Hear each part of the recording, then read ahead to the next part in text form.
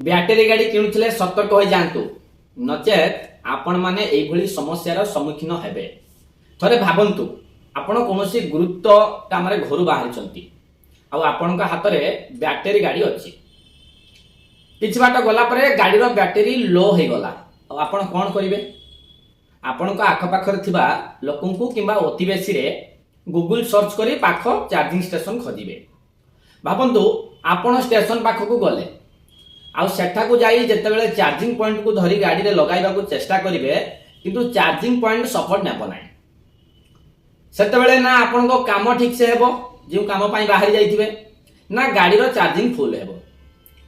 ତାହେଲେ এই ভিডিওରେ ମୁଁ ଆପଣଙ୍କୁ ସେମିତି କିଛି ଖବର ସମ୍ପର୍କୀୟ ତଥ୍ୟ ଦେବାକୁ ଯାଉଛି, ଭିଡ଼ିଓଟିକୁ ଶେଷ ପର୍ଯ୍ୟନ୍ତ ଦେଖନ୍ତୁ।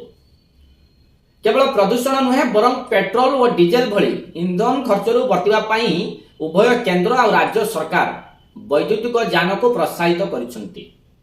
ଆଉ ବ୍ୟାଟେରୀ ଚାଳିତ ଗାଡ଼ି ବ୍ୟବହାର ମଧ୍ୟ ବଢ଼ିବାରେ ଲାଗିଛି।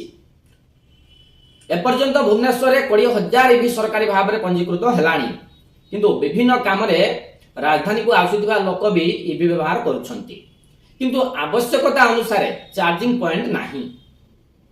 ଇଭି ଗାଡ଼ିଗୁଡ଼ିକର ଫିଚର ନିୟମିତ ବଦଳୁଥିବାରୁ ଚାର୍ଜିଂ ପୋର୍ଟ ମଧ୍ୟ ପରିବର୍ତ୍ତନ ହୋଇଯାଉଛି, ଫଳରେ ପୁରୁଣା ପିନ୍ ଆଉ ନୂଆ ପୋର୍ଟକୁ ସପୋର୍ଟ କରୁନାହିଁ। ତାହେଲେ ଚାର୍ଜିଂ ଷ୍ଟେସନ ବଢ଼ିବ କ'ଣ, ଧୀରେ ଧୀରେ କମି ଯାଉଛି।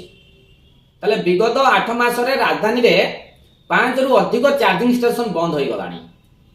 ଆଉ ଚାର୍ଜିଂ ପଏଣ୍ଟ ଅଭାବରୁ ଇଭି ଗାଡ଼ି ପ୍ରତି ଆଗ୍ରହ ମଧ୍ୟ ଲୋକମାନଙ୍କର କମୁଛି। ତାହେଲେ ଭୁବନେଶ୍ୱରରେ ଥିବା 2ଟି ଆର୍ଟିଓରେ ଏଯାବତ 20,000ରୁ ଉର୍ଦ୍ଧ୍ୱ ଇଭି ପଞ୍ଜୀକୃତ ହୋଇଛି। ଆଉ ପଞ୍ଜୀକରଣ ପାଇଁ ଆବେଦନ ହୋଇଥିବା ସଂଖ୍ୟା ମଧ୍ୟ ଏହି ଚାହିଦା ଯେ କେତେ ଅଧିକ ତାହା ପ୍ରମାଣିତ କରୁଛି। ତେବେ ଗାଡ଼ିଗୁଡ଼ିକର ନିର୍ଦ୍ଦିଷ୍ଟ ବ୍ୟବଧାନ ଅତିକ୍ରମ କରିବା ପରେ ଚାର୍ଜ ହେବା ଆବଶ୍ୟକତା ରହୁଛି। ଏହାକୁ ଆଖି ଆଗରେ ରଖି ଟାଟା ପାୱାର ଆଉ ଭୁବନେଶ୍ୱର ସ୍ମାର୍ଟ ସିଟି ମିଳିତ ସହଯୋଗରେ 5ଟି ଚାର୍ଜିଂ ଷ୍ଟେସନ କରାଯାଇଥିଲା। ହେଲେ ଯେତେ ନୂଆ ଗାଡ଼ି ଆସିଲା, ତାହାର ଚାର୍ଜିଂ ପୋର୍ଟ ଭିନ୍ନ ଭିନ୍ନ ରହିଲା, ଫଳରେ ପ୍ରତ୍ୟେକ ଦିନ ଇଭି ଚାଳକ ଭାଇ ଭଉଣୀମାନେ ଚାର୍ଜିଂ ପାଇଁ ଆସି ନିରାଶ ହୋଇ ଫେରିଲେ। ଆଉ ସ୍ଥିତି ଏଭଳି ହେଲା ଯେ ସବୁ ଷ୍ଟେସନରେ ଯେଉଁ ଚାର୍ଜିଂ ପିନ୍ ଥିଲା ତାହା ଅକାମୀ ହୋଇଗଲାଣି, ଫଳରେ ଏହି ସବୁ ଷ୍ଟେସନକୁ ବନ୍ଦ କରିବାକୁ ପଡ଼ିଲା।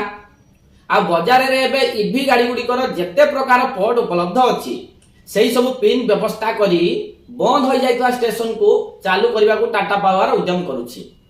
ତାହେଲେ ଖୁବ୍ ଶୀଘ୍ର ଏହି ଷ୍ଟେସନ ଉଦ୍ଘାଟନ ହେବ ବୋଲି ଜଣାପଡ଼ିଛି। ତାହେଲେ ଏହି ସବୁ ଷ୍ଟେସନ ବନ୍ଦ ହୋଇଯାଇଥିବାରୁ ହଜାର ହଜାର ଇଭି ପାଇଁ ଚାର୍ଜିଂ ପଏଣ୍ଟ ଅଭାବ ପଡ଼ିଛି।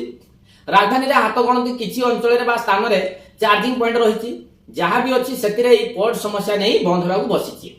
ତାହେଲେ ଟାଟା ପାୱାର ଭୁବନେଶ୍ୱର ସମେତ କେନ୍ଦ୍ରୀୟ ଅଞ୍ଚଳରେ 26ଟି ଇଭି ଚାର୍ଜିଂ ପଏଣ୍ଟ ଖୋଲିଛି, ଯାହା ସମୁଦ୍ରକୁ ସଂକ୍ଷେପ। ତାହେଲେ ସୂଚନା ଅନୁସାରେ ରାଜଧାନୀରେ ପରିବହନ ବିଭାଗରେ ଏବେ ପ୍ରାୟ 19,437ଟି ଇଭି ଗାଡ଼ି ଚାଲୁଛି। ତାହେଲେ ଦିନକୁ ଦିନ ମଧ୍ୟ ଏହା ସଂଖ୍ୟା ବଢ଼ିବାରେ ଲାଗିଛି। କିନ୍ତୁ ଚାର୍ଜିଂ ଷ୍ଟେସନ ଅଭାବରୁ ଗାଡ଼ି ମାଲିକ ବା ଚାଳକ ଗାଡ଼ିକୁ ସହର ବାହାରେ ଚଲାଇବାକୁ ମଙ୍ଗୁନାହାନ୍ତି। ଆଉ ପିଏମ୍ ଗତିଶକ୍ତି ଯୋଜନାରେ ଜାତୀୟ ରାଜପଥ କଡ଼ରେ ଥିବା ପେଟ୍ରୋଲ ଟାଙ୍କି ସମେତ ସପିଂ ମଲ୍ ହେଉ ବା ବିଶ୍ରାମ ଗାରେ, କାଫେ ଆଦି ସ୍ଥାନରେ ଚାର୍ଜିଂ ପଏଣ୍ଟ ସ୍ଥାପନ କରାଯିବାର ବ୍ୟବସ୍ଥା ଚାଲିଛି। ତାହେଲେ ପ୍ରତି 50 କିଲୋମିଟର ମଧ୍ୟରେ ବିଭିନ୍ନ ପେଟ୍ରୋଲ ଟାଙ୍କିରେ ଚାର୍ଜିଂ ପଏଣ୍ଟ କରାଯାଇଛି।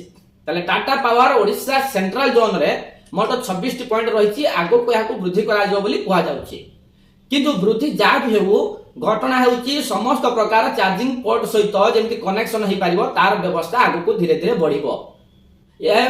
ଏଭଳି ଜିନିଷର ଯଦି ଚାହିଦା ନ ବଢ଼େ, ତାହେଲେ ଲୋକମାନେ ଇଭି ପ୍ରତି ମନ ବଳାଇବେ ନାହିଁ। ରହୁଛି, ନମସ୍କାର।